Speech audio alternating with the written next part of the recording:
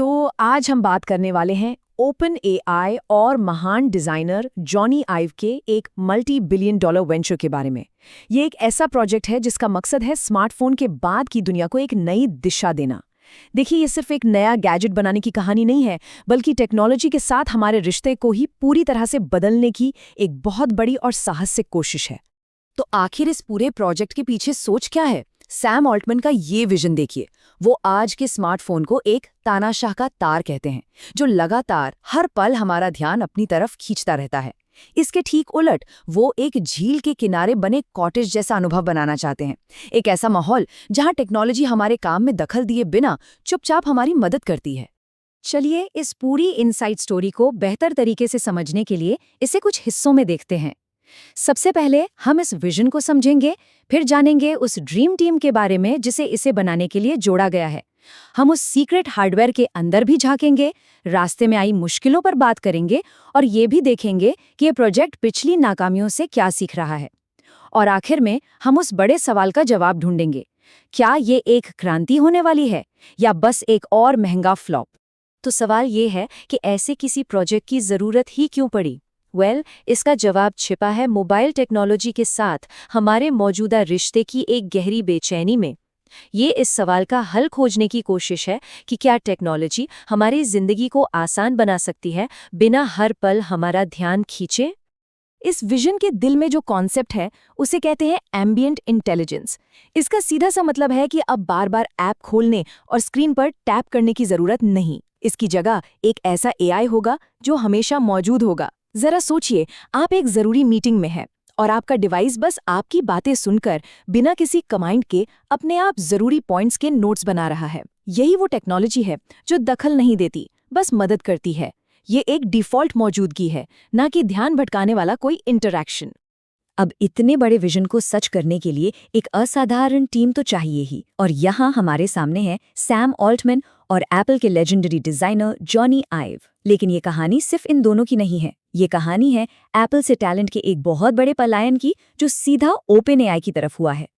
और हाँ, ये कोई छोटा मोटा प्रोजेक्ट बिल्कुल नहीं है। इस सपने के पीछे 1.3 बिलियन डॉलर्स का भारी भरकम निवेश है। ये पैसा जॉनी आइव के स्टार्टअप आईओ प्रोडक्ट्स को गुपचुप तरीके से खरीदने से आया। ये नंबर दिखाता है कि ओपन एआई इस पर कितना बड़ा दाव लगा रहा है। इस टीम की गंभीरता का अंदाजा इस नंबर से लगाइए। सिर्फ 1 साल के अंदर ओपन एआई ने एप्पल के 24 से ज्यादा पुराने कर्मचारियों को हायर किया है। इंडस्ट्री में इसे एप्पल डायस्पोरा कहा जा रहा है और इसने क्यूपर्टिनो यानी एप्पल के हेडक्वार्टर में काफी हलचल मचा दी है। और ये कोई जूनियर लेवल के कर्मचारी नहीं है।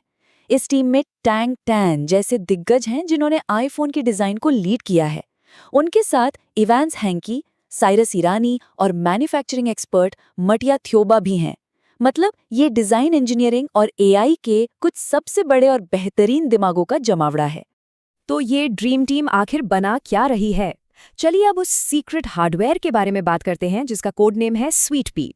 ये इस पूरे इकोसिस्टम का पहला और शायद सबसे जरूरी डिवाइस होने वाला है। स्वीट पी कोई आम ईयरबड्स जैसा बिल्कुल नहीं है। इसका डिज़ाइन कान के पीछे का है, जिसमें ऐसे कैप्सूल हैं जिन्हें आप हटा सकते हैं।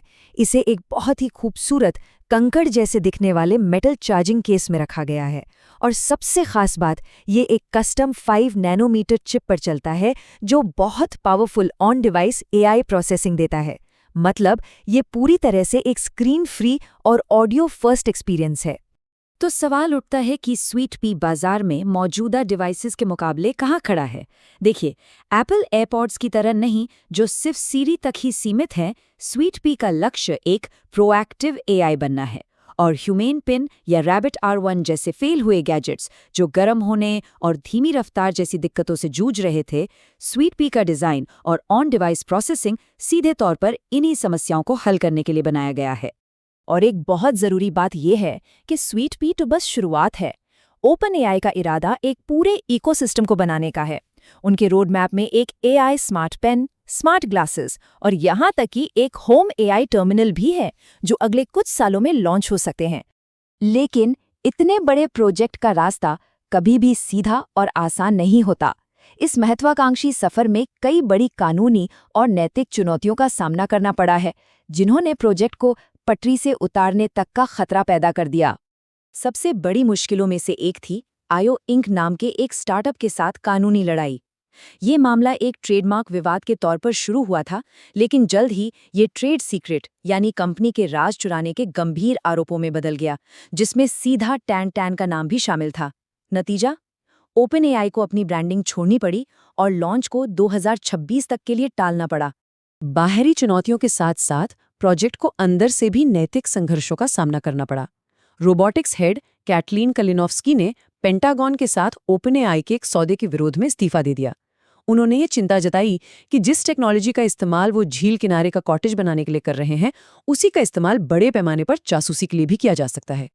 तो अब सवाल ये उठता है कि जब ह्यूमन पिन और रैबिट R1 जैसे एआई गैजेट्स बुरी तरह फेल हो गए, तो ओपनएआई आखिर कैसे सफल होने की प्लानिंग कर रहा है? इसका जवाब छिपा है उनकी 3 हिस्सों वाली स्ट्रैटेजी में। चलिए इसे एक एक कर समझते हैं। पहली बात, जहां दूसरे गैजेट्स का डिजाइन बहुत अजीब और भद्दा था, वहीं ओपनएआई के पास जॉनी आइव की वर्ल्ड क्लास डिजाइन एक्सपर्टाइज है। दूसरा, जहां दूसरे डिवाइस सिर्फ एक वॉइस पावर्ड सर्च इंजन की तरह काम करते थे, ओपनएआई का डिवाइस सच में अपने आसपास के माहौल को देखने और समझने का लक्ष्य रखता है। और तीसरा, हाई लेटेंसी यानी धीमी रफ्तार की समस्या को हल करने के लिए वो क्लाउड पर निर्भर रहने के बजाय डिवाइस के अंदर ही पावरफुल प्रोसेसिंग का इस्तेमाल कर रहे हैं। तो अब हम इस कहानी के उस मोड़ पर हैं जहां एक तरफ तो असीम संभावनाएं हैं और दूसरी तरफ उतने ही बड़े जोखिम। दांव पर बहुत कुछ लगा है और ये प्रोजेक्ट तय करेगा कि कंप्यूटिंग का आने वाला कल कैसा दिखेगा। लॉन्च तक का रास्ता अब भी 3 बड़ी रुकावटों से भरा है। पहली, कानूनी मुकदमा अभी भी एक तलवार की तरह लटका हुआ है। दूसरी, कस्टम चिप्स का बड़े पैमाने पर प्रोडक्शन स्टेबल करना एक बहुत बड़ी तकनीकी चुनौती है। और तीसरी और शायद सबसे ज़रूरी, उन्हें आम लोगों का भरोसा जीतना होगा और ये साबित करना होगा कि ये डिवाइस जासूसी का कोई नया हथियार नहीं है। आखिर में लक्ष्य यही है कि पीसी और स्मार्टफोन के बाद ये हमारी जिंदगी का तीसरा कोर डिवाइस बने। लेकिन जैसा कि हम पहले भी देख चुके हैं, इस बाजार में कामयाबी और नाकामी के बीच की लाइन बहुत ही पतली है। तो सवाल यही है, क्या ये टेक्नोलॉजी में अगला बड़ा कदम होगा, अगला आईफोन? या फिर ये इतिहास में एक और बड़े सपने वाले लेकिन नाकाम प्रोजेक्ट के तौर पर दर्ज हो जाएगा, $1 बिलियन का पेपरवेट बनकर? इसका जवाब तो सिर्फ वक्त ही देगा।